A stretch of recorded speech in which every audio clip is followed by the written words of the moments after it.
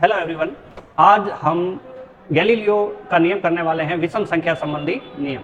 और ये हिंदी मीडियम के विद्यार्थियों के लिए उपयोगी रहेगा और ये सारा काम हम हिंदी मीडियम में करने वाले हैं।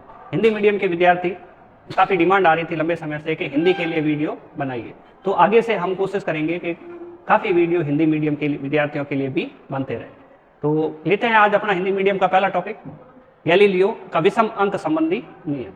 ठीक है, तो ये है हमारे पास गैलीलियो का विषम अंक संबंधी नियम। ये नियम क्या है, इसके लिए देखते हैं। ये फ्री फॉल बॉडी के लिए, स्वतंत्रता पूर्वक गिरती हुई वस्तु के लिए क्या है, लिया जाता है। तो हम एक डायग्राम बनाते हैं जहां पे ए पॉइंट है, सपोज ये ए बिंदु है और यहाँ पे जो वेलोसिटी वेग है वो कितना है, 0 वेग से ये वस्तु नीचे की साइड गिर रही है। तो हम ये मान के चलते हैं कि यहाँ पे जो वेग है वो कुछ है और यहाँ पे ये वस्तु बी पॉइंट पे आ जाती है। समान समय अंतराल में समान दूरियों का जो अनुपात रहता है वो 1:3:5 रहता है। ये हमें सिद्ध करना है। तो यहाँ से यहाँ तक का जो डिस्टेंस लेते हैं हम 1 सेकंड लेते हैं। बी तक आने में अपने को टाइम कितना लगा, t=1 सेकेंड। टी तक आने में कितना लगा, 1 सेकंड। सेकंड को ऐसे रिप्रेजेंट कर रहे हैं, अभी हम यहाँ पे SEC लिख रहे हैं। ठीक है, और यहाँ पे t कितना है, t=0 सेकंड है। टी कितना लेते हैं, यहाँ पे 0 लेते हैं और 0 सेकंड। ठीक है, ए से बी तक आने में इसको कितना टाइम लगा, 1 सेकंड लगा और 1 सेकंड में इसने डिस्टेंस ट्रेवल की, ये ए से बी तक। ठीक है, अब ए पे ध्यान देते हैं हम, तो ए पे इसका वेग कितना था, 0 था और बी पे वेग कितना था।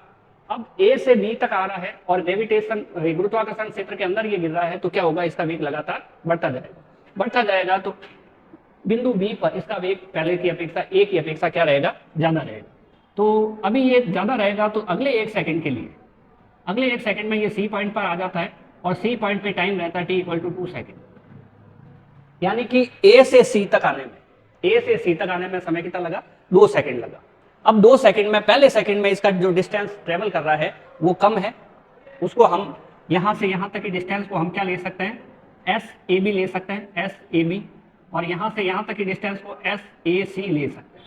ये डिस्टेंस ए से लेके कितनी हो गई, सी हो गई। अगर हम AB की बात करें तो ये कम रहेगा और AC की बात करें तो ये, BC की बात करें तो ये ज्यादा रहेगा। अगर ये 2 सेकंड की बात करें तो ये A से C तक के लिए, किसके लिए है, A से C तक के लिए। अब यहाँ पे B पे जो वेग रहेगा वो कम रहेगा, किसकी अपेक्षा, C की अपेक्षा।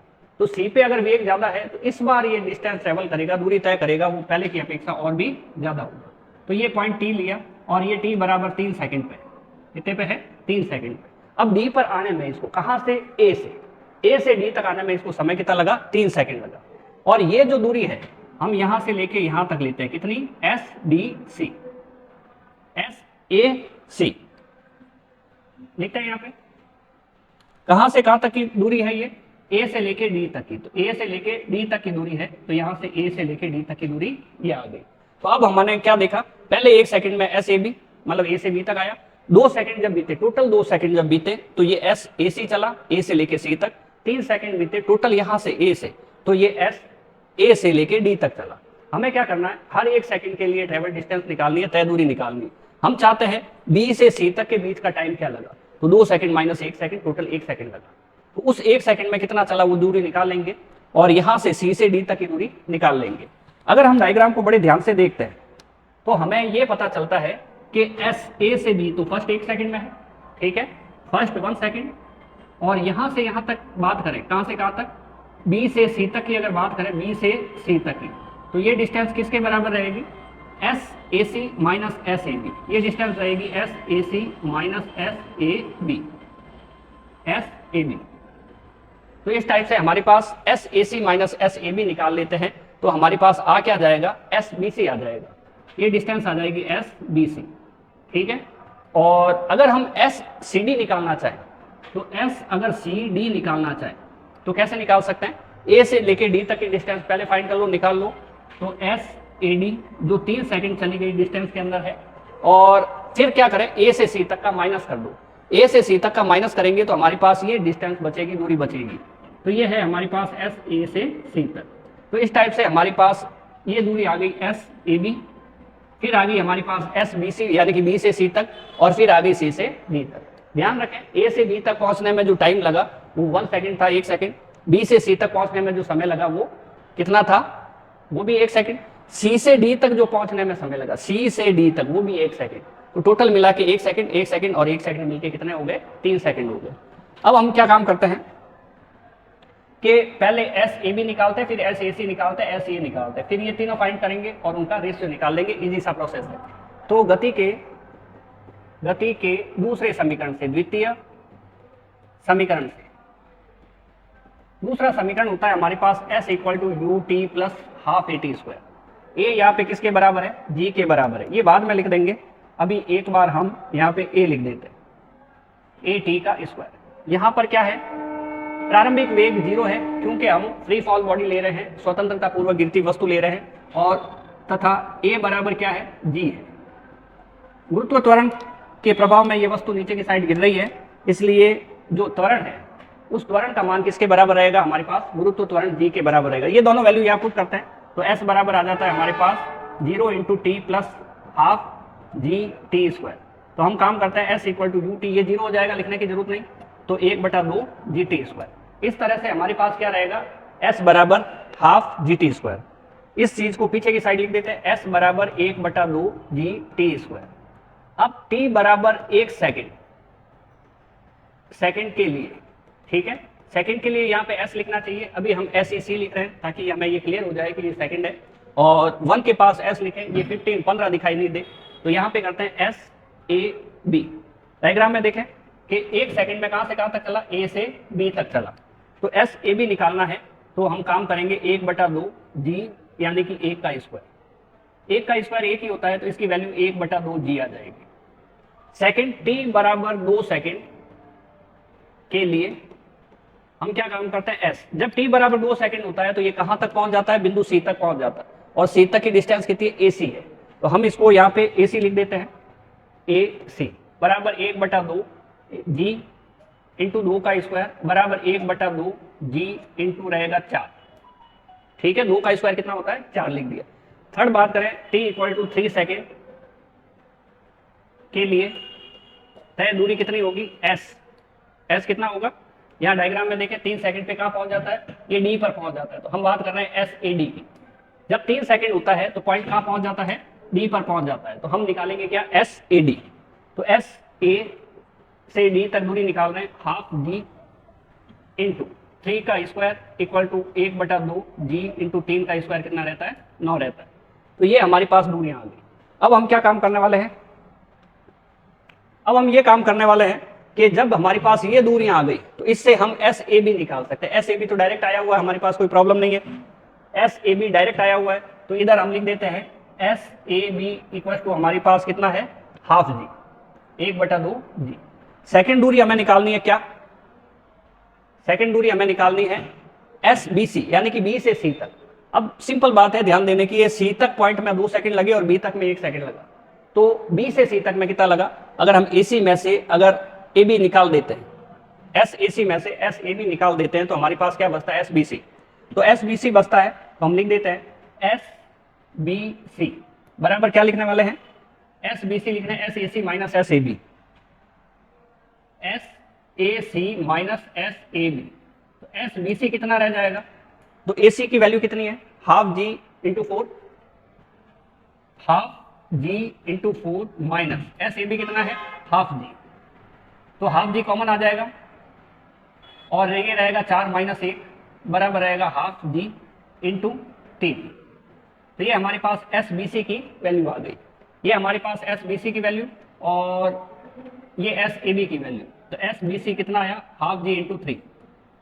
अब हम निकालने वाले हैं एस सी डी की वैल्यू, मतलब सी से डी तक ये कितनी दूरी तय की है। सी से डी के लिए हम क्या काम करें कि एस सी डी, पहला काम हम ये करते हैं कि ए से डी तक की दूरी निकालते हैं जो ये वाली है, और उसमें से ए से सी तक की दूरी निकाल देते हैं। तो हम लिखेंगे एस ए डी माइनस ये वाली दूरी यानी कि S A C, S A D minus S A C. S A D कितना है, एस ए डी है अपने पास 1/2 जी into 9, 1/2 ji into 9 minus S A C कितना, एस ए सी हमारे पास ये है और ये है हमारे पास 1/2 जी इंटू 4। तो 1/2 जी कॉमन ले सकते हैं हम और अंदर बचा 9 माइनस 4, ये रहेगा 5 के बराबर। तो हम लिख देंगे एस सी डी बराबर, एस सी डी बराबर कितना रहेगा, 1/2 जी इंटू 9 माइनस 4 बराबर 1/2 जी इंटू 9 माइनस 4 बराबर कितना रहेगा, 5 रहेगा।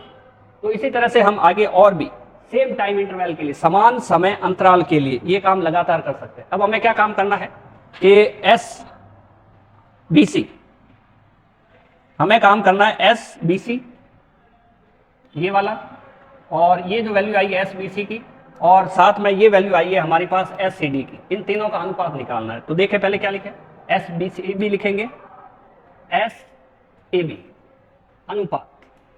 अब हम क्या लिखेंगे, एस बी सी लिखेंगे, एस बी सी अनुपात। अब हम क्या लिखेंगे, ये इधर ही लिखा हुआ है S C D, S C D. तो इस टाइप से चलते चलते अगर हम इनकी वैल्यू पुट करें, लिखे यहाँ पे, तो ये हमारे पास है ऐसे हाफ जी इंटू 3, 1/2 जी इंटू 1/2 जी इंटू 3, फिर अनुपात में 1/2 जी इंटू 5, और इस टाइप से ये चलता जाएगा। ये अब 1/2 जी सारे कैंसिल हो जाएंगे, तो ये अनुपात हमारे पास क्या आएगा, ये अनुपात आएगा हमारे पास एस बी सी और एस ए बी, ये अनुपात आएगा, ये कैंसिल हो जाएगा तो 1 बचेगा, यहाँ पे ये कैंसिल हो जाता है तो हमारे पास 3 बचता है, और यहाँ पे ये कैंसिल हो जाता है तो कितना बचता है, 5 बचता है। तो इस तरह से हमारे पास क्या रहा, 1:3:5 वैल्यू आ जाती है। किसकी, समान समय अंतरालों में चली गई दूरियों का अनुपात क्या रहता है, 5 रहता है, 1:3:5। तो ये देखें ये सारे ऑड नंबर है, विषम संख्या है, विषम संख्याओं का मतलब इनमें 2 का भाग नहीं जाता, इसलिए ये नियम क्या है, गैलीलियो का विषम अंक संबंधी नियम है। तो इसमें हम क्या कह सकते हैं, अर्थात हम ये कह सकते हैं स्वतंत्रता पूर्वक गिरती हुई वस्तु जो है, पूर्वक गिरती हुई वस्तु में समान समय अंतराल, यहां पे हमने समान समय अंतराल 1-1 सेकंड लिया है, समान समय अंतराल में चली गई दूरियों का अनुपात क्या रहता है, 1:3:5:7 इस तरह से होता है। ठीक है, यही विषम अंक संबंधी नियम है। ठीक है, ये एक इंपॉर्टेंट टॉपिक है जो क्लास 11 के लिए काफी इंपॉर्टेंट है, एग्जाम में कई बार आता है।